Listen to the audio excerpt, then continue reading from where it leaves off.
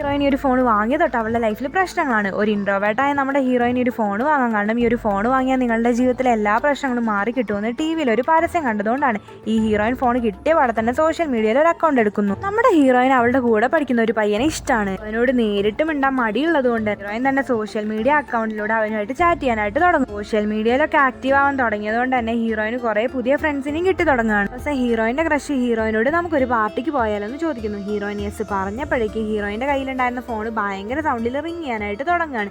Heroine ആണെങ്കിൽ ആ phone off ആക്കാൻ നോക്കിയിട്ട് ഓഫ് ആവാത്തതുകൊണ്ട് തന്നെ ആ ഫോണും കൊണ്ട് വേഗം വീട്ടിലേക്ക് പോകുന്നു.